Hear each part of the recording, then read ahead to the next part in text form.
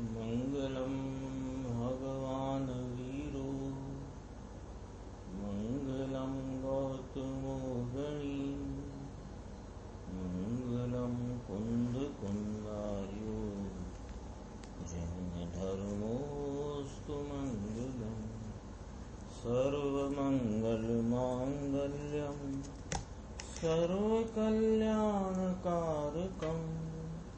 प्रधानम सर्वधर्माणां जैनम जयतु शासनम। मैं नमो तीर्थनायक को, नमो ओंकार वाणी को, नमो उन कुंद प्रभु को जिन्होंने ओंकार धारण की। अहो उपकार जिनवर का, कुंद का दिव्य वाणी का, जिन कुंद ध्वनि दाता उन कहान स्वामी का। नमियून जिणम वीरम अनंत वर्णान दंसन सहावम गोक्षामिणियम सारम केवली शुद्ध केवली भणिदम।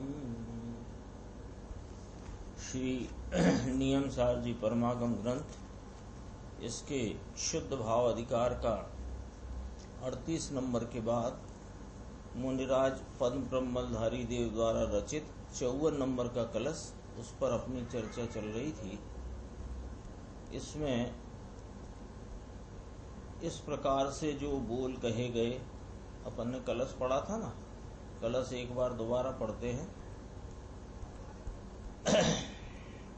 पेज नंबर है 43।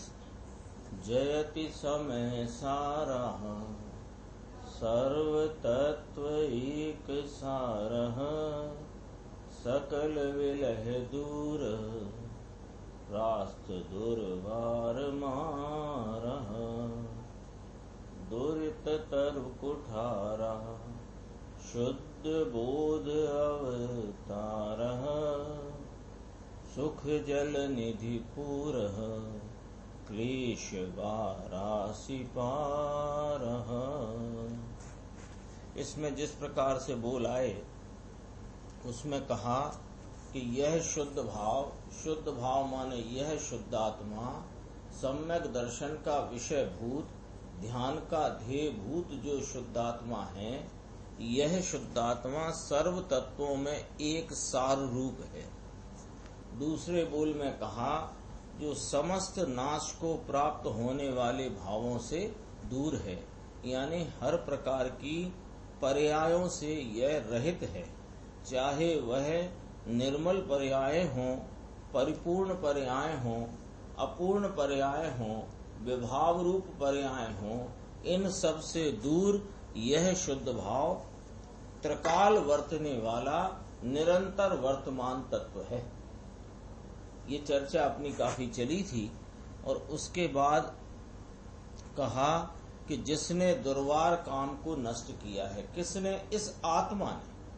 यह शुद्ध आत्मा का जब जो लक्ष्य किया तो दुर्वार काम उत्पन्न ही नहीं हुआ, तो कहा जिसने दुर्वार काम को नष्ट किया है। और फिर इसके बाद का जो बोल है वहां से अपनी चर्चा शुरू होना है। Page number 50। पेज नंबर 50 है कारणकारी नियम भाग 2, पेज 50, गुजराती वाला। देखो, जो पाप रूप वृक्ष को छेदने वाला कोहाड़ा माने कोल्हाड़ा है, तो जो माने कौन? कि यह शुद्ध आत्मा परम पारणामिक रूप स्वरूप आत्मा ये पाप रूप वृक्ष को छेदने वाला है। इसमें पुण्य पाप ही नहीं, ऐसी चीज में हूँ। धर्मी जीव की दृष्टि में यह आत्मा है। कौन आत्मा है? धर्मी जीव ज्ञानी सम्यक दृष्टि, अपनी आत्मा का आराधक, मोक्ष मार्गी, इसकी दृष्टि में कौन सा आत्मा है कि इसमें कि जिसमें पुण्य पाप ही नहीं, कि जिसमें काम की वासना का त्रिकाल अभाव है। पुण्य पाप के भाव का भी त्रिकाल अभाव है। और यहाँ तो इस प्रकार कहा कि वृक्ष को, पाप रूपी वृक्ष को छेदने वाला कुल्हाड़ा कहा। दोनों अर्थ है इसमें। पाप रूपी वृक्ष को छेदने वाला कहा तो पाप में पुण्य पाप दोनों आ जाते हैं, ये बात स्पष्ट है। अब देखो दो बातें आई। क्या आई कि इस एक तो इसमें पुण्य पाप ही नहीं, दो बातें आई ना। पाप रूपी वृक्ष को छेदने वाला कुल्हाड़ा है, ये उपमा दी, यानी पाप रूपी वृक्ष को रहने न दे, ऐसा कहा। तो इसमें दो बातें आई कि यह जो शुद्ध भाव है, यह जो त्रिकाली परमात्म तत्व है, इसमें पुण्य पाप रूपी भाव ही नहीं। जब इसमें पुण्य पाप रूपी भाव ही नहीं, एक बात कही, और दूसरी कही कि पुण्य पाप का नाश इसके आश्रय से होता है। ये अपेक्षा से इसको पुण्य पाप का नाश करने वाला कुल्हाड़ा कहा। क्या अपेक्षा लेना यहाँ पर बहुत स्पष्टता से समझना है। यहाँ क्या अपेक्षा लेना है कि वो परिणति जो स्वरूप को ढलती, स्वरूप का आलम्बन लेती है, तो आलम्बन लेती परिणति को कुल्हाड़ा ना कहा है, समझना है यहाँ पहली बात। क्योंकि ये बात किसकी चलती है, ये शुद्ध समय सार स्वरूप निज परमात्म तत्व, आश्रय भूत आलम्बन भूत तत्व, परम पारणामिक शुद्ध सहज भाव तत्व, यह शुद्धात्मा, यह प्रतीति के योग्य आत्मा, उसकी बात चलती है। उसको कहा कि ये कुल्हाड़ा है, ये कुल्हाड़ा है। परिणति जो अंदर में झुकी और परिणति जो आलम्बन लेती हुई है, उसको न कहा है। आलम्बन भूत जो आत्मा है, उसको कुल्हाड़ा कहा है। तो उसमें दो बातें आई कि ये जो आलम्बन भूत आत्मा है, इसमें पुण्य पाप का भाव ही नहीं, और इसका जो आश्रय ले तो पुण्य पाप उत्पन्न होता नहीं। तो कहा कि पुण्य पाप का नाश करने वाला कुल्हाड़ा कहा। तीसरा अर्थ इसमें ऐसा आया, तीसरा माने वही पहला, कि पुण्य और पाप इसमें है ही नहीं, ऐसा इसका अर्थ है। अब लिखा है कुछ और अर्थ करना कुछ। क्या होगा यदि हमको ये पॉइंट नहीं पकड़ में आए। कौन सा पॉइंट आया इसमें? इसमें ये बात आई कि ये बात किसकी चलती है, ये बात संवर रूप परिणति की नहीं चलती, ये बात सम्यक दर्शन ज्ञान चारित्र रूप शुद्ध पवित्र परिणाम की नहीं चलती। ये तो वो परिणाम जो अपना सम्यक दर्शन का है, उसका विषय भूत जो शुद्धात्मा है, उसकी बात चलती है। तो उसकी बात चलती है तो उसको कहा गया है पाप रूपी वृक्ष को छेदने वाला कुल्हाड़ा। तो एक तो ये बात हुई कि इसमें पुण्य पाप का भाव सदा काल ही नहीं, त्रिकाल ही नहीं। दूसरी बात, जो परिणति में पुण्य पाप है उसका नाश करने वाला है ये। क्यों? कि इसका आलम्बन लेने से पुण्य पाप के भाव की उत्पत्ति नहीं होती। धर्मी जीव की दृष्टि में ये हो गया था। ये नीचे देखो, पाप रूप वृक्ष को छेदने वाला कुल्हाड़ा है जो शुद्ध ज्ञान का अवतार है। ये वस्तु पर्याय प्रकट हुई, ये नहीं। क्या अपने बोल चलते हैं ना। पहला बोल कहा जो सर्व तत्वों में एक सार रूप है, जो नाश प्राप्त होने वाले भावों से दूर है, जिसने दुर्वार काम वासना को नष्ट किया है। चौथा बोल आया पाप रूप वृक्ष को छेदने वाला कुल्हाड़ा है। तो यहाँ अर्थ में ये नहीं लेना कि वो जो परिणति आलम्बन लेती है सम्यक दर्शन की निर्मल पर्याय, उसे कुल्हाड़ा नहीं कहा। वो यहाँ तो बात आत्मा की चलती है। शुद्ध आत्मा अपना परमात्म तत्व, जो जिसके आश्रय लेने से पाप पुण्य का भाव उत्पन्न नहीं होता, तो वह जो भाव है वह जो शुद्ध भाव है वो कुल्हाड़ा है। ये दूसरे पैराग्राफ में स्पष्ट करते हैं। पाप रूप वृक्ष को छेदने वाला कुल्हाड़ा है। फिर अगला बोल आया, जो शुद्ध ज्ञान का अवतार है। ये अवतार कहा तो अवतरित भाव नहीं लेना, ये तो उसका अवतार स्वरूप है, यानी जिसमें से अनंत निर्मल भाव अवतरित होए ऐसा अवतार है। तो शुद्ध ज्ञान का अवतार है वस्तु लेना, पर्याय प्रकट हुई ये नहीं लेना। जो शुद्ध ज्ञान का अवतार है, पूर्णानंद का नाथ, पूर्ण ज्ञान स्वरूप का ही अवतार है। अवतार में जन्म लेना पर्याय का ये वाली बात यहाँ नहीं है। हाँ, अवतार कहते हैं ना, अवतार होना, तो अवतार तो पर्याय अवतरित होती है, पर्याय नहीं। जिसमें से अनंती निर्मल पर्याय अवतरित हो ऐसा अवतार स्वरूप है। ये वस्तु ऐसी है जो शुद्ध ज्ञान का अवतार है। अगला बोल लिया, जो सुख सागर का पूर है। वस्तु सुख सागर के जल से भरा हुआ पूर है, प्रवाह युक्त है। सुख सागर के जल से भरा हुआ प्रवाह युक्त है। नित्यानंद नाथ पर्याय के नाश से नाश नहीं हुए ऐसी चीज है। सर्व तत्व में सार है, ये सुख सागर का पूर है और जो क्लेशो दधि का किनारा है। क्लेश रूपी समुद्र का किनारा, यानी कि क्लेश इसमें है ही नहीं। देखो ये 4 बोल जो बाद में 4 या 5 बोल आए, यहां से देखना। दुर्वार काम को नष्ट किया है, एक बोल आया। पाप रूपी वृक्ष को छेदने वाला कुल्हाड़ा है, दूसरा बोल आया। तीसरा कहा शुद्ध ज्ञान का अवतार है। चौथा कहा सुख सागर का पूर है।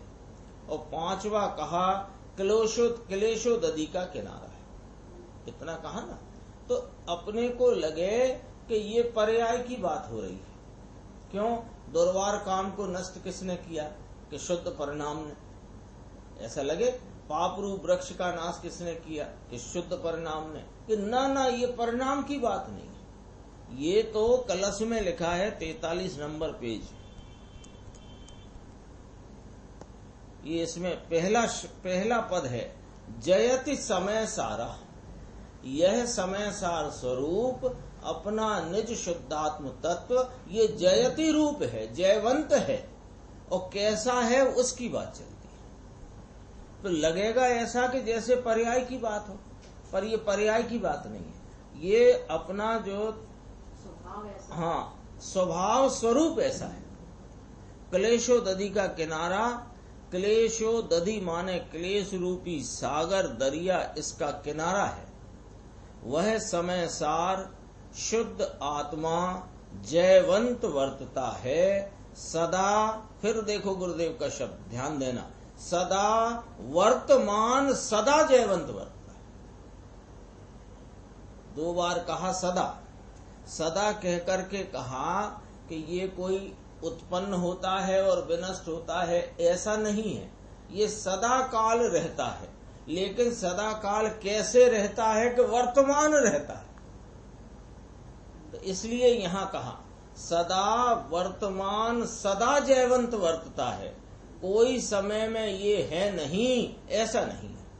सदा जयवंत वर्तता है। विशेष कहेंगे ये प्रवचन और ये कलश की चर्चा पूरी होती है और गाथा 39 यहां से अपनी प्रारंभ होती है। णो खलु साहब ठाणा, णो मानव मान भाव ठाणावा, णो हर्ष भाव ठाणा, णो जीवस्य साहरिस ठाणावा।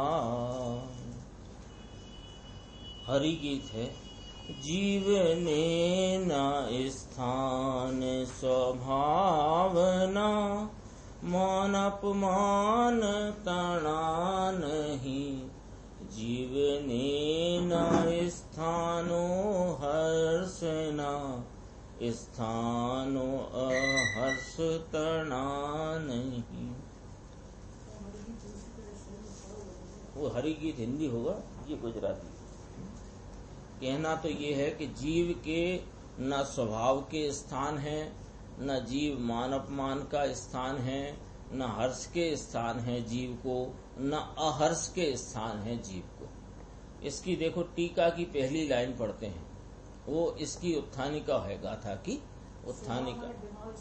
हाँ, स्वभाव का अर्थ है विभाव, अपन गाथार्थ में आ जाएगा वो। यही तो इसकी खूबी है गाथा की। देखो टीका में पहली लाइन में इसकी उत्थानिका कहते हैं कि यह निर्विकल्प तत्व के स्वरूप का कथन है। अधिकार अपना कौन सा चलता है? शुद्ध भाव अधिकार।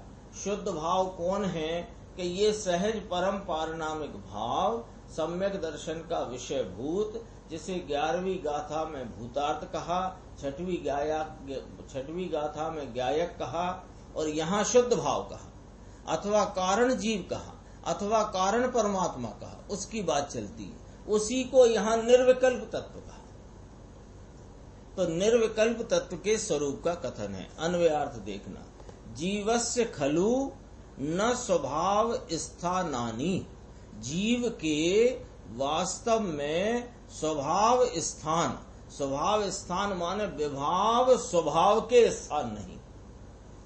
स्वभाव स्थान का स्वभाव स्थान, इसका अर्थ किया विभाव स्वभाव के स्थान नहीं।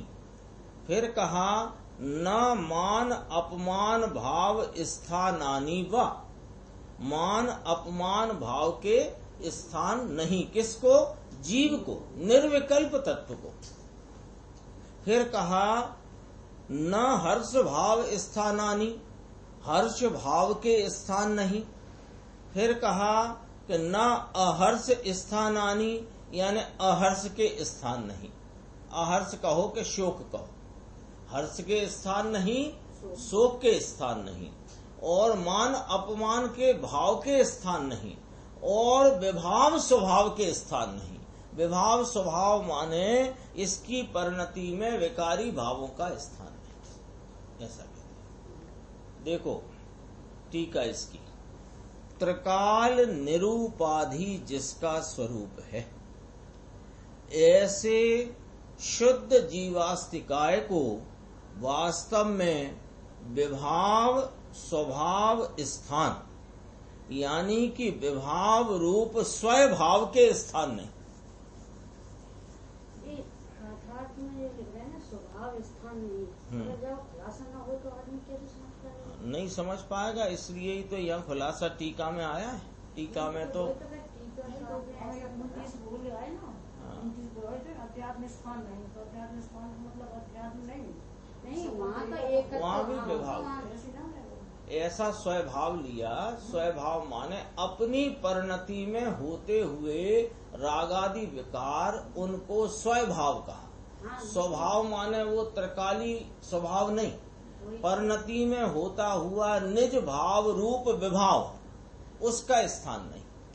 विभाव स्वभाव में नहीं है, नहीं विभाव रूप स्वभाव। अगर ये शब्द न डला हो और स्वभाव स्थान नहीं, तो आत्मा में स्वभाव स्थान क्यों नहीं है? तो है ना अपना आत्मा का भाव जी। अगर अपन ना पढ़े तो जी कैसे समझ? तो टीकाकार ने स्पष्ट किया है ना, टीकाकार ने कर दिया। तो टीकाकार इसीलिए तो टीका है, वो तो कुंद आचार्य ने, कुंद आचार्य ने सूत्र लिखा है। उस सूत्र में स्वभाव स्थान कहा, किसको? विकार को। क्यों कहा? उसमें से भी अर्थ निकल आता है। देखो कैसे निकल आता है, पीछे से चलो।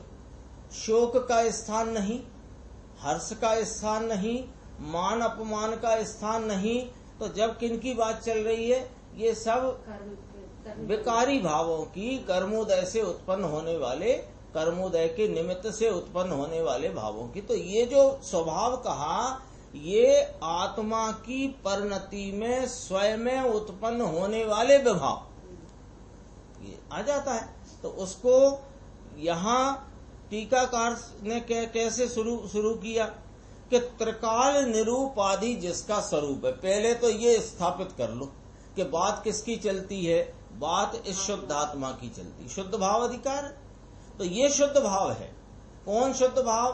त्रिकाल रहने वाला अपना परम पारनामिक अनादि अनंत जो वस्तु है उसकी बात है। वो त्रिकाल निरूपादि उसका स्वरूप है और उसको यहाँ क्या कहा? शुद्ध जीव नहीं कहा, शुद्ध जीवास्तिकाय कहा। शुद्ध जीव शब्द न लेकर टीकाकार मुनिराज ने शुद्ध जीवास्तिकाय कहा। उसका अर्थ गुरुदेव अपने को खोलेंगे, अपन अभी पढ़ेंगे ना। तो जीवास्तिकाय क्यों कहा, जीव ही क्यों ना कहा, उस बात खोलेंगे अभी देखो अभी कहाँ आया? वास्तव में विभाव, फिर डैश लगा ना, तो टीकाकार मुनिराज ने खुलासा किया कि बात विभाव स्थान नहीं ये कहना है कुंद कुंद स्वामी को। तो विभाव वे कौन है कि स्वभाव हैं, कर्म ने नहीं कराए हैं, जीव के भाव हैं। लेकिन जीव के स्वभाव माने मूल भाव नहीं। तो विभाव स्वभाव स्थान यानी विभाव रूप। अब स्वभाव को स्वभाव न पकड़ो, स्वभाव पढ़ो उसे। विभाव रूप स्वभाव उनके स्थान नहीं।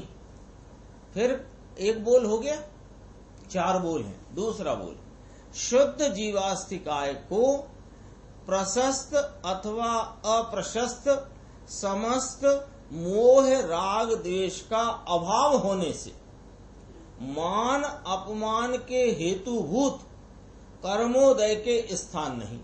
अब ये पूरा समझना पड़ेगा, वापस चलेंगे कि कौन नहीं इस शुद्ध जीवास्तिकाय को? कर्मोदय के स्थान नहीं। कर्मोदय कौन है कि मान अपमान का हेतुभूत। ये जीव है ना, तो जो संसार में पर भटकता हुआ या परिणमता हुआ जो संसारी जीव है, इस जीव के इसकी प्रसिद्धि होए, कभी इसका अपमान होए, कभी मान होए, कभी मैं सेठिया राजा मंत्री प्रधानमंत्री, कभी इसका अपमान होए। तो वो जो मान अपमान के भाव है ना, वे उनका हेतुभूत कौन है? कर्मोदय, कर्म का उदय। उसके स्थान नहीं। क्यों नहीं?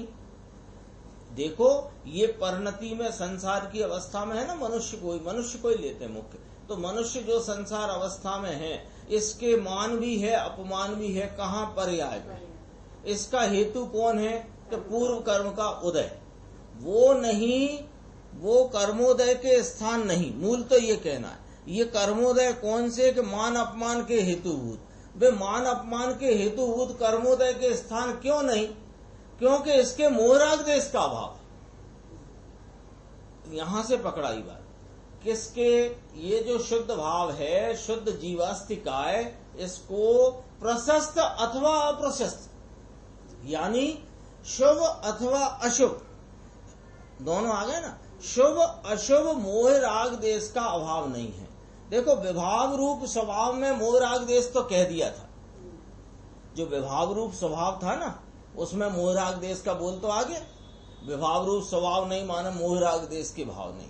अब दूसरे बोल में कहते हैं कि शुभ अशुभ मोह राग देश का अभाव होने से मान अपमान के हेतुभूत कर्मोदय का स्थान नहीं। इसको ये कहा। मान अपमान कर्म के उदय को। हाँ, अब ये क्रम से है। ये टीका में देखना, पहले कहा स्वभाव स्थान यानी विभाव रूप स्वभाव का स्थान नहीं, तो मोहराग देश समा गया इसमें। अब मोहराग देश ही नहीं तो कौन सा मोहराग देश नहीं कि प्रशस्त अप्रशस्त दोनों समस्त ही। मोहराग देश नहीं जीव को, तो जब मोहराग देश नहीं तो मान अपमान के हेतुभूत कर्मोदय के स्थान भी नहीं। अब तीसरा इसी क्रम में, शुद्ध जीवास्तिकाय को शुभ परिणति का अभाव होने से शुभ कर्म नहीं, और शुभ कर्म का अभाव होने से संसार सुख नहीं। अब क्रम आया ना, ऊपर ले लिया था प्रशस्त अथवा अप्रशस्त समस्त। तो प्रशस्त में कौन आ गए? शुभ भाव। अप्रशस्त में आएंगे अशुभ भाव। तो तीसरे बोल में कहा कि शुद्ध जीवास्तिकाय को शुभ परिणति नहीं है, शुभ परिणति ही नहीं है, और शुभ परिणति नहीं है तो शुभ कर्म भी नहीं है। शुभ कर्म माने शुभ भाव कर्म, शुभ भाव और शुभ कर्म का अभाव है तो संसार सुख नहीं। संसार सुख जो दिखाई देता है वो किसका फल है? शुभ भाव का। शुभ भाव का। अब शुभ भाव तो तब हो कि जीव के शुभ परिणति हुए। वे कह रहे हैं कि शुभ परिणति ही नहीं शुद्ध स्वरूप जीव, जिसका नाम पहले जिसका स्वरूप पहले कह दिया, त्रिकाल निरूपाधि जिसका स्वरूप है। इसको शुभ परिणति नहीं, शुभ परिणति के अभाव से शुभ भाव नहीं, और शुभ भाव नहीं तो फिर संसार सुख नहीं, और संसार सुख नहीं तो हर्ष स्थान नहीं। हर्ष का परिणाम क्यों हुए इसको? कि जब संसार सुख रूप भाव हुए, संसार सुख रूप भाव माने उस प्रकार की सामग्री होए, उसमें लक्ष्य जाने से जो हर्ष का भाव उत्पन्न हुए, तो वो सामग्री का संयोग नहीं, क्योंकि इसके शुभ कर्म नहीं। शुभ कर्म क्यों नहीं? कि शुभ परिणति नहीं। टेक्निकल है, बिल्कुल एक तकनीकी रूप से इस गाथा की टीका है। चौथी बात, और शुद्ध जीवास्तिकाय को अशुभ परिणति का अभाव होने से, इसको अशुभ परिणति भी नहीं है। ये कहां से निकल के आई बात? कि अभी कहा ना प्रशस्त अप्रशस्त समस्त। शुरू तो कहां से करी बात? मोह राग द्वेष से। यदि अपन इसको ऐसे पढ़े ना सीधा, इसका मूल पकड़े, मोह राग द्वेष का अभाव है जीव को। और मोह राग द्वेष दो प्रकार के कहे, मोह को राग द्वेष दो प्रकार कहे, शुभ और अशुभ। तो मान अपमान होए तो शुभ अशुभ के फल में मान अपमान होता है, तो वो नहीं, कर्मोदय का स्थान नहीं। अब शुभ भाव ही नहीं तो संसार सुख नहीं, और जब संसार सुख नहीं तो हर्ष के स्थान नहीं, और अशुभ भाव, अशुभ परिणति का अभाव है तो अशुभ भाव नहीं, और अशुभ कर्म का अभाव है तो दुख नहीं, और दुख का अभाव होने से आहर्ष के स्थान नहीं, शोक के स्थान नहीं। गुरुदेव का प्रवचन है, देखो, निर्विकल्प तत्व का स्वरूप। ये आत्मा निर्विकल्प क्या है? वो निकाल लो, मोबाइल में निकालना हो।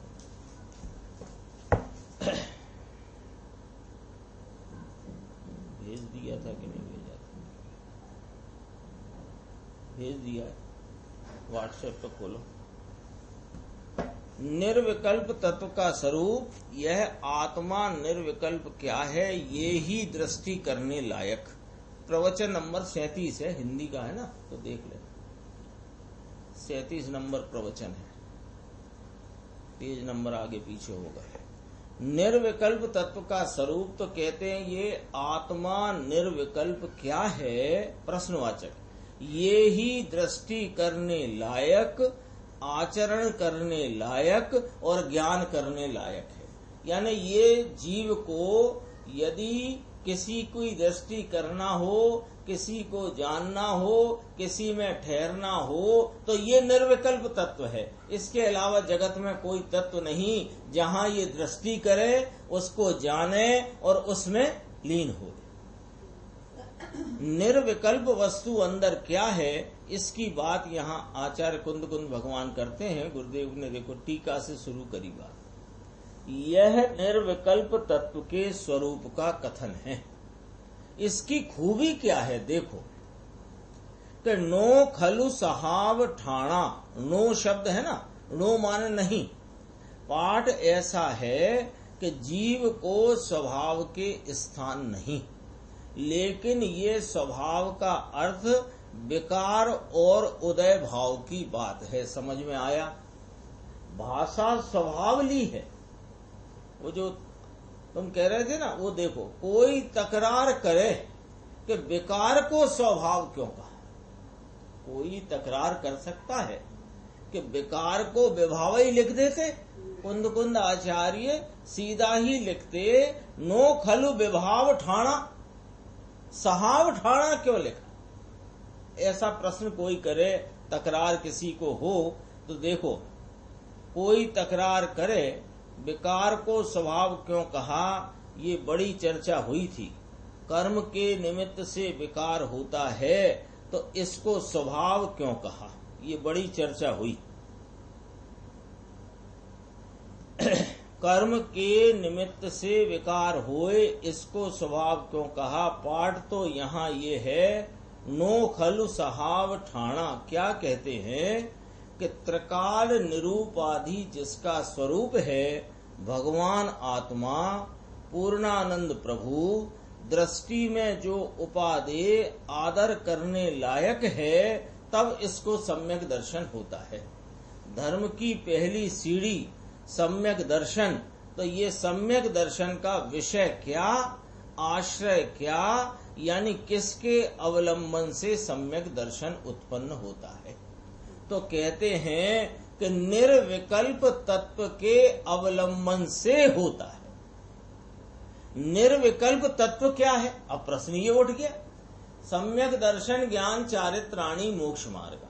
तो हम सबको अपनी पर्याय में अपने अनंत गुणों की परिपूर्णता रूप मोक्ष की उपादेयता है प्रकट करना। तो मोक्ष कैसे प्रकट होगा? कि मोक्ष मार्ग द्वारा। मोक्ष मार्ग क्या है? कि सम्यक दर्शन ज्ञान चारित्राणी मोक्ष मार्ग है। तो सम्यक दर्शन पहले आया, होते तो तीनों साथ हैं। फिर सम्यक दर्शन कैसे होता है?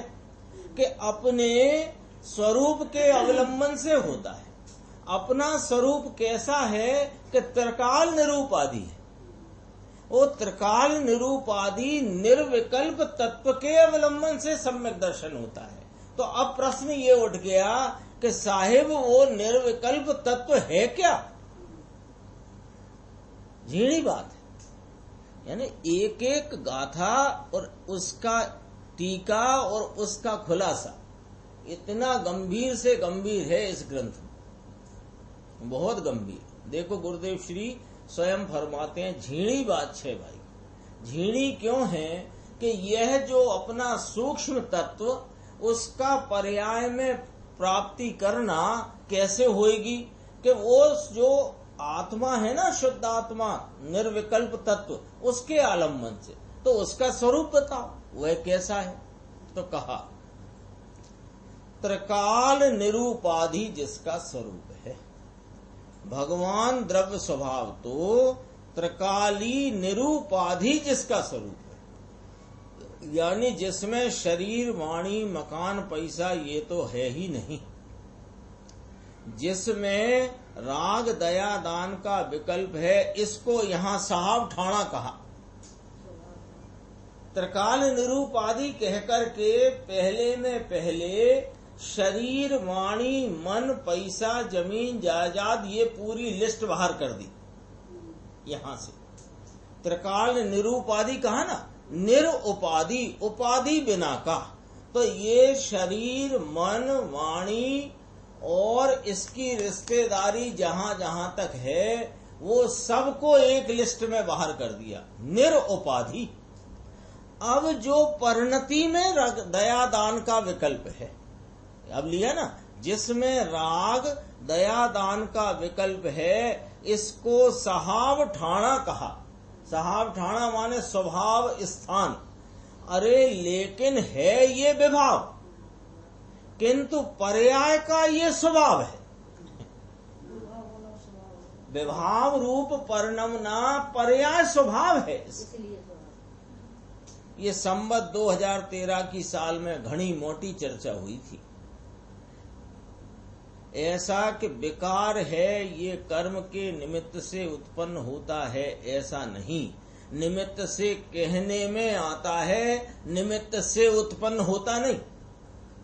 वर्णी जी के साथ चर्चा हुई थी ईस्वी में, संवत 2013 की साल में। तो वर्णी जी यूं कहें कि कर्म से विकार उत्पन्न होता है। तो गुरुदेव ने कहा कि कर्म के निमित्त से विकार उत्पन्न होता है, ये शास्त्र का कथन है। तो कर्म के निमित्त से होता है, यानी कर्म से नहीं होता है, ये तो स्वयं से उत्पन्न होता है। तब गाथा 62 पंचास्तिकाय की, उसमें वो उसका संदर्भ दे करके वहां पर उनकी आशंका का समाधान करने का प्रयास किया था। 62 गाथा का क्या विषय है?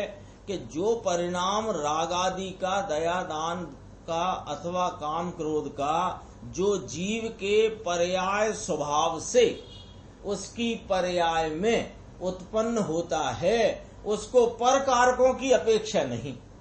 ये वाली बात आई ना 62 गाथा, उसका संदर्भ देकर के चर्चा हुई थी।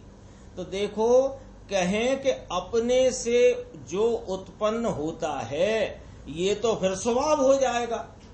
वर्णी जी का कहना ये था कि आप फरमा रहे हो कि ये विकार तो जीव का पर्याय स्वभाव है, तो अपने से होता है, कर्म से नहीं होता है, कर्म के उदय से विकार नहीं होता है। तो उनने एक प्रति प्रश्न किया कि यदि ये जीव से होता मानोगे तो फिर ये जीव का स्वभाव हो जाएगा। तो जीव तो गुरुदेव ने कहा कि ये जीव का पर्याय स्वभाव है। और जो यहाँ पर गाथा नंबर 39 नियम सारजी परमागम में कहा गया, कहा कि नहीं कहा, ये तो स्वभाव हो जाए, लेकिन यह स्वभाव ही है, पर्याय का विकार स्वभाव ही है, ये यहां कहते हैं। नो खल सहाव ठाणा, शुद्ध स्वभाव की बात नहीं है ये। जो कुंद आचार्य ने 39 नंबर सूत्र में जो कहा ना, नो खलु सहाव ठाणा, ये शुद्ध स्वभाव, मूल स्वभाव, त्रिकाली स्वभाव, सदा रहने वाले स्वभाव की बात नहीं करी है, ये तो पर्याय स्वभाव की बात करी है। तो सदा रहने वाले की बात तो यहाँ कही, त्रिकाल निरूपादि जिसका स्वरूप है, निर्विकल्प तत्व भगवान आत्मा, कभी दृष्टि करी नहीं, कभी नजर में निधान को लिया नहीं, और क्रिया कांड करके जाने के कल्याण हो जाएगा। व्रत नियम ऐसे शुभ योग की क्रिया से अंदर में कल्याण हो जाएगा, ऐसा मानता रहा। तो यहाँ ये कहते हैं कि ये जो शुभ योग विकार है ना, दया, दान, व्रत, पूजा, उपवास, देश व्रत, महाव्रत आदि के जितने शुभ योग रूपी विकार स्वभाव, ये आत्मा में है ही नहीं। समझ में आया? त्रिकाल निरूपाधि, यहाँ त्रिकाल शब्द लिया है। देखो देखो, अभी गुरुदेव फिर याद कराते हैं, जब जब त्रिकाल शब्द आता है तो यहाँ गुरुदेव अपने को ख्याल कराते हैं। वो ख्याल में से चूकना नहीं, क्योंकि त्रिकाली कहते ही अपने चित्त में ऐसा कोई काल्पनिक द्रव्य खड़ा हो जाता है कि जो त्रिकाली है और पर्याय एक समय की है। तो ऐसे दो वस्तुपना दिखने लगता है। तो दो वस्तुपना नहीं है वस्तु में, वस्तु एक है जो सदा काल रही हुई है, और वही वस्तु वर्तमान में अपनी अन्वयता से व्यतिरेक भाव में मौजूद है। ऐसा करके न कि तीन काल की पर्यायों को में वस्तु है, यो नहीं है। देखो ये क्या कहा गुरुदेव ने, थोड़ा अंडरलाइन करने जैसी चीज है। त्रिकाल शब्द लिया, अंडरलाइन मान चित्त में देखो, है तो वर्तमान, पर उसे कहा त्रिकाल निरूपाधि। है तो वर्तमान पर कहा त्रिकाल निरूपाधि, लेकिन त्रिकाल रहने वाली चीज है जो भगवान आत्मा, वो निरंतर वर्तमान है। उसको तीन काल में, भूत काल में, भविष्य काल में जाकर के नहीं देखना है, वो तो वर्तमान है। देखो कहाँ गया, जो भगवान आत्मा, शुद्ध आत्मा, आनंद कंद कारण परमात्मा, ज्ञायक भाव कहो, परम पारणामिक स्वभाव कहो, द्रव्य स्वभाव कहो, त्रिकाल निरूपाधि जिसका स्वरूप है, ऐसा शुद्ध जीवास्तिकाय को। अब देखो, जीव शब्द न लिया, जीवास्तिकाय शब्द लिया है। क्यों? कि असंख्य प्रदेशी है, और ये वाली बात जैन परमेश्वर के सिवाय किसी ने ये आत्मा देखा ही नहीं। अब देखा ही नहीं तो कहे क्या? अरे वो अंगुल के असंख्यातवें भाग में रहे हुए जो असंख्य शरीर हैं, और वो एक एक शरीर के आलम्बन में या संयोग में जो अनंत जीव हैं वे सब असंग प्रदेशी। ये बात कौन कहेगा जैन सर्वज्ञ सिवाय? ये तो वो कहेगा जिसने प्रत्यक्ष देखा है, और प्रत्यक्ष देखने वाला जगत में एक ही व्यक्ति है, एक ही आत्मा है। एक माने ऐसे अनंत, पर एक ही सर्वज्ञ एक है बस। देखो ये एक शब्द, एक आत्मा, प्रत्येक आत्मा, अनंते आत्मा। वो किशनमल जी कितने कहते हैं? अक्षय अनंत आत्मा, है ना? अक्षय अनंत आत्मा कहते हैं तो कहते हैं कि ये जो तुम जितनी कल्पना में ले जीवों की संख्या, वो अनंत जीवों के आगे टिलटिली भी नहीं। कल्पना में ले ना, बहुत जीव हैं, इतने मनुष्य हैं, इतने त्रियंश हैं, देव हैं, ऐसे करके थोड़ा विचार में ले तो भी वो टिलटिली मात्र नहीं। अक्षय अनंत जीव राशि, और वो प्रत्येक आत्मा, जीव, अस्थि, और फिर कहा असंग प्रदेशी काय। 3 शब्द हुए ना, जीव, अस्थि, काय, तो एक शब्द बना जीवास्थि काय।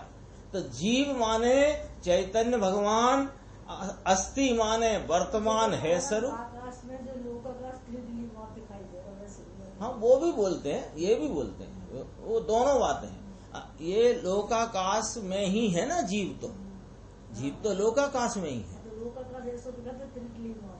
वो तो आकाश के आगे। लेकिन हम क्या कहते हैं कि लोकाकाश में ही जीव है, तो जीव की अक्षय अनंत जीव राशि है। वो अक्षय अनंत जीव राशि में अपन मनुष्यों की कल्पना कर लें, वो तो एक इंद्रिय से लेकर के अपन जो 10 जीव हैं उनको देखें, वो टिलटिली बराबर। हाँ, तो ये पूरे में अनंत, एक कमरे में अनंता जीव भरे हुए। अक्षय अनंत है। अक्षय अनंत का अर्थ है कि वो अनंतता का कभी क्षय नहीं होता। ये अब यहाँ कहते हैं, देखो 3 शब्द आए, जीव अस्थि काय में 3 शब्द आए, जीव, अस्थि, काय। जीव कौन? कि वह चैतन्य स्वरूप आत्मा जीव, और अस्थि माने वर्तमान अस्थि वाला, और काय माने असंग प्रदेशी। तो असंग प्रदेश का समूह है ना, तो भगवान आत्मा अंदर में राग देश के सब विकल्प हैं, इनसे तो प्रभु अंदर भिन्न है। ये राग द्वेष दया दान व्रत भक्ति को यहाँ स्वभाव स्थान कहने में आया है तो इसका विभाव, लेकिन इसकी पर्याय में होता है, और ये ही पर्याय का स्वभाव है, ये द्रव्य का स्वभाव नहीं। ये ही पर्याय का स्वभाव माने ये पर्याय का ही स्वभाव है, द्रव्य का स्वभाव नहीं, ऐसे समझना। ऐसा शुद्ध जीवास्तिकाय, ऐसा शुद्ध जीव ऐसा न लिया। अधिकार किसका चलता है देखना, आप जरा ख्याल करना कि शुद्ध भाव का। तो शुद्ध भाव कहो या त्रिकाली निरूपादि शुद्ध जीवास्तिकाय कहो। क्या कहा था कि शुद्ध भाव कहो या त्रिकाल निरूपादि जिसका स्वरूप है ऐसा शुद्ध जीवास्तिकाय कहो। अब ध्यान करना, ये शुद्ध भाव पर्याय की बात नहीं चल रही है, उसकी बात इसी ग्रंथ में शुद्ध उपयोग अधिकार में आएगी। ये शुद्ध भाव त्रिकाल रहने वाला कारण परमात्मा की बात चल रही है, शुद्ध भाव पर्याय की बात नहीं। शुद्ध भाव अधिकार है, ये शुद्ध भाव पर्याय की बात नहीं, ये त्रैकालिक ध्रुव स्वरूप शुद्ध भाव की बात है। अरे इसकी कहाँ नजर है? नजर में नहीं है ना, इसकी नजर तो एक समय के परिणाम पर पड़ी हुई है, एक एक समय का जो परिणाम है उस पर इसकी नजर है। आगे देखना, ये थोड़ी सी बीच में है जो बात, 53 नंबर पेज था, इधर ये एक पैराग्राफ छोड़ देना। फिर ये यहाँ कहा शुद्ध जीव यानी आत्मा, शुद्ध जीव यानी आत्मा। तो अब देखो, कोई आत्मा को जीव ना कहे, जीव दूसरा और आत्मा दूसरा ऐसा कहे, इसलिए जीव शब्द वापरा है यहां पर। यहां ये 39 नंबर गाथा में जीव शब्द और जीव को कैसे कहा, जीवास्तिकाय ऐसे करके कहा। आत्मा और जीव जुदी चीज है, कौन कहता है, वेदांत कहता है। वेदांत क्या कहे कि राग सहित है उसको जीव कहना और राग रहित निर्लेप शुद्ध चैतन्य है उसको आत्मा। ऐसे उन्होंने जीव और आत्मा के दो भेद कर दिए कि ये बात पकड़ना जरा अपने भी बोलने में और इस प्रकार के व्यवहार में, जो अपना बोलने का व्यवहार है उसमें भी ऐसे ही चल जाता है। अपने स्वयं के लिए आत्मा कहते हैं और सब जीवों के लिए जीव कहते हैं, ऐसे कहते हैं ना, ये जीव है, अरे देखना जीवात है, ये जीव है, ये जीव है, ये जीव है। तो ये जो पर्याय में वर्तता हुआ जो जीव, एक इंद्री दो इंद्री पर्याय माने यहाँ कौन सी पर्याय लेना, असमान जाति द्रव्य पर्याय, उसमें वर्तता हुआ जो जीव को जीव कह देते हैं और आत्मा आत्मा उसको कहते थे। ये यहाँ पर आचार्य परमात्मा ने शुद्ध जीव शब्द कह करके शुद्ध जीवास्तिकाय की बात की गई। समझ में आया? वेदांत ऐसा कहते हैं, लेकिन ऐसा नहीं है भाई। इसलिए यहाँ शुद्ध जीवास्तिकाय शब्द का उपयोग किया गया है। आगे चलेंगे अपन। बीच में गुरुदेव ने थोड़ी चर्चा करी है नाटक अनुसैया की। वो गए थे देखने, 12 आने की चौपड़ी खरीदी और 12 आने का टिकट, और वो नाटक देखा था ना अनुसैया का।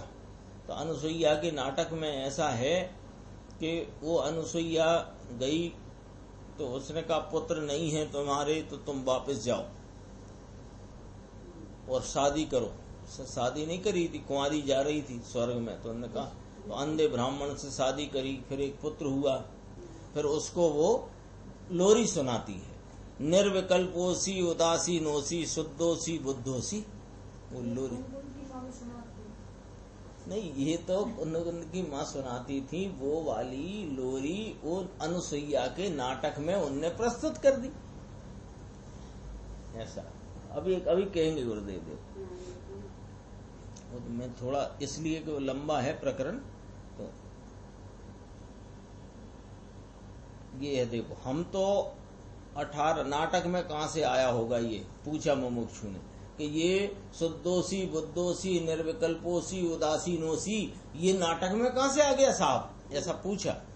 तो कहा ये तो पहले नाटक वैराग्य वाले होते थे, तो उसमें ये वैराग्य की बात शास्त्रों में है, तो वो डाल दी उसने नाटक वाले ने। ऐसा हमने तो 18 वर्ष की उम्र में जहां सुना कि ये क्या कहते हैं कि बेटा तुम निर्विकल्प हो। 18 वर्ष की उम्र में नाटक देखने गए थे भरूच। तो कहा कि ये क्या कहते हो बेटा तुम निर्विकल्प हो। विकल्प यानी राग की पर्याय रागादि। और ये लोग इतना तो न जाने अनुसैया नाटक वाले, लेकिन निर्विकल्प माने विकल्प यानी राग के भेद बिना के निर्विकल्प प्रभु तुम हो। शुद्धोसी बेटा तुम शुद्ध हो। बुद्धोसी माने ज्ञान के पिंड हो। तुम तो ज्ञान के स्वभाव का रसकंद हो। मात्र ज्ञान स्वभाव तेरे में भरा हुआ है, परिपूर्ण ज्ञान है। और उदासीनोसी ये 4 शब्द हमको याद रह गए थे, नाटक देखा था। निर्विकल्पोसी, उदासीनोसी, शुद्धोसी, बुद्धोसी ये रह गए थे। बहुत वर्ष हो गए, 71 वर्ष पहले की बात है। तो उदासीनोसी माने तेरा आसन तेरी बैठक, राग और पुण्य निमित्त में तेरी बैठक नहीं। तेरी बैठक उदासीन माने अपने स्वरूप में है। ऐसा ये तुम नहीं हो। कौन? राग पुण्य आदि निमित्त आदि ये तुम नहीं। ये तो सब चर्चा और इसी की ली आगे देखना। ये तो वो इसमें देखो मैं बताता हूँ, चाची ने पूछा था ना,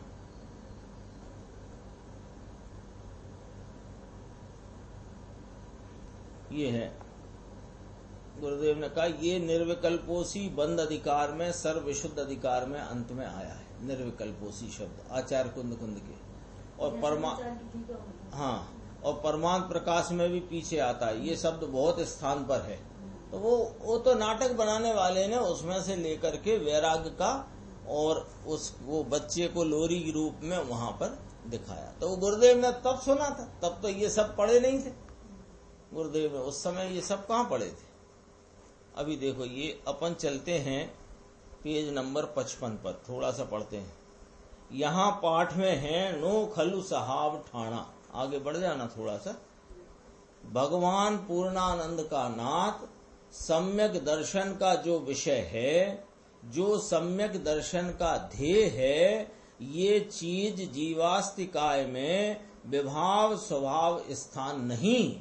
यानी जिस भाव से तीर्थंकर गोत्र बंधता है, यह भी विभाव स्वभाव है, यह अपने आत्मा में नहीं। समझाणु काई, ये विभाव रूप यानी विभाव स्वभाव के स्थान कहा, विभाव रूप स्वभाव के स्थान नहीं है। एक बात तो ये कही।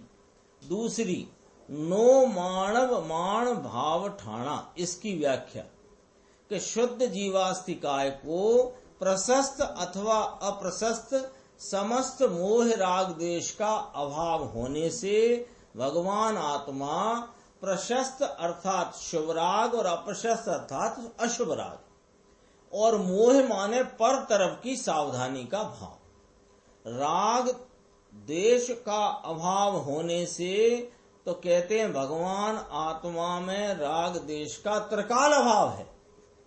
जो सम्यक दर्शन का विषय रूप अपना आत्मा, अपना शुद्ध आत्मा, त्रिकाल निरूपादि निर्विकल्प तत्व, उसमें राग देश का त्रिकाल अभाव है, जिसके आश्रय से सम्यक दर्शन होता है। ये जीवास्तिकाय मोह राग देश के भाव से रहित है। शुद्ध जीवास्तिकाय को प्रशस्त अथवा अप्रशस्त समस्त मोह, शुभ मोह अशुभ मोह, राग देश का अभाव होने से मान अपमान के हेतु भूत कर्मोदय के स्थान नहीं। समझ में आया? मान अपमान के हेतु भूत कर्मोदय के स्थान नहीं है ही नहीं। किसमें? इस निर्विकल्प आत्मा में। निर्विकल्प आत्मा माने आत्मा त्रिकाल निर्विकल्प है, ये लेना है बात को। निर्विकल्प परिणति नहीं, निर्विकल्प स्वरूप आत्मा। कोई चीज की अनुकूलता हो जाना कि मैं सेठिया हूं, मैं पैसा वाला हूं, ऐसा मान, तो कहते हैं ये मान स्वरूप में है ही नहीं, ये तो कृत्रिम खड़ा किया हुआ है। जान पने का मान होए, बहुत क्षयोपम होए तो उसका मान हो, प्रभु ये मान आत्मा में नहीं। एकला ज्ञान का पिंड पड़ा है, आनंद का सागर है, इसमें मान कैसा? सो ये कर्मोदय जनित मान इसमें नहीं और अपमान भी इसमें नहीं। मान अपमान नहीं है ना ये बात। अब ये दो बोल हुए, हर्ष भाव और अहर्ष भाव के दो बोल अपन अगली स्वाध्याय में लेंगे। निज निधि निज में बताई, यह अनंत उपकार है।